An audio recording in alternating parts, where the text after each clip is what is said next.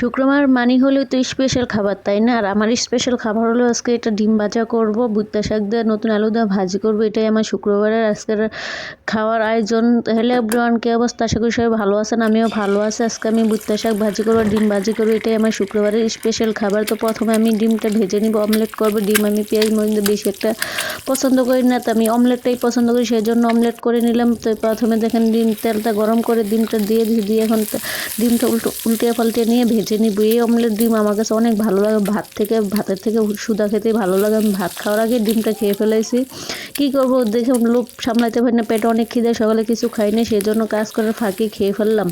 তো প্রথমে ডিমটা ভাজা হয়ে গেছে, ডিমটা কুসুমটা হালকা হালকা কাঁচা আসলো, আমি বেশি একটা সিদ্ধ করি না যাতে কুটিংটা না চলে যায়, সেই জন্য হালকা করে ভেজে নিয়ে উঠে নিলাম। এখন ডিমটা ভাজাভাজি পরে ভুট্টা শাকগুলো কালকে রাত্রে আনছিলাম, 2 আটি ভুট্টা শাক আনছিলাম 15 টাকা দিয়ে, সেটা আজকে ভাজি করব।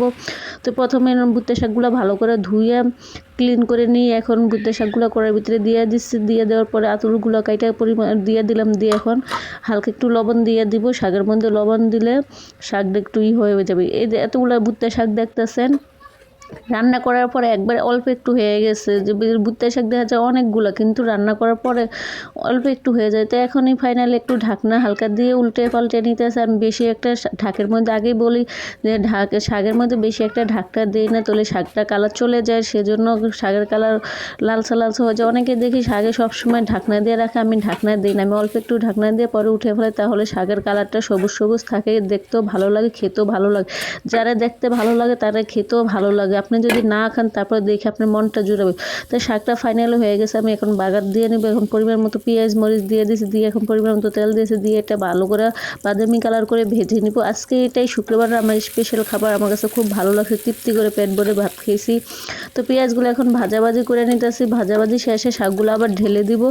তো যাদের স্পেশাল লোক আছে, পরিবার আছে, ফ্যামিলি আছে, আপনজন আছে, তাদের কাছে শুক্রবার মানে স্পেশাল। আর আমার কাছে শুক্রবার শনিবার সব কিছুতেই নতুন বছর পুরান বছর 2026 2024 সব দিনই একই রকম যায়, একই বছর যায়, একই মাস যায়, একই সপ্তাহ যায়। আমার কাছে কোনো কিছুই নতুন বলে কিছুই নেই, যেহেতু আমার জীবনটাই এলোমেলো হয়ে গেছে। আল্লাহ তাআলা যা করে ভালোর জন্য করে, সেজন্য আমার জীবনে কোনো ভালো থাকার ভালো দিন কোনটা খারাপ দিন কোনটা আমার কাছে কোনোটাই ম্যাটার করে না, আমার কাছে সব দিনগুলোই একসমান।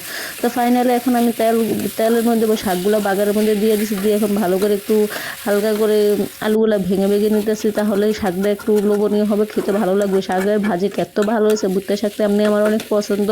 গ্রাম অঞ্চলে এটা পাওয়া যায়, কিন্তু আমরা ঢাকা শহরে এটা কিনে খাই। তো আমার ভিডিওটা আজকে কেমন হয়েছে অবশ্যই কমেন্টস করে জানাবেন, আর আমার যদি ভিডিওটা ভালো লাগে অবশ্যই শেয়ার করে দেবেন। নতুন আরেকটা ভিডিও নিয়ে চলে আসবে। আল্লাহ হাফেজ।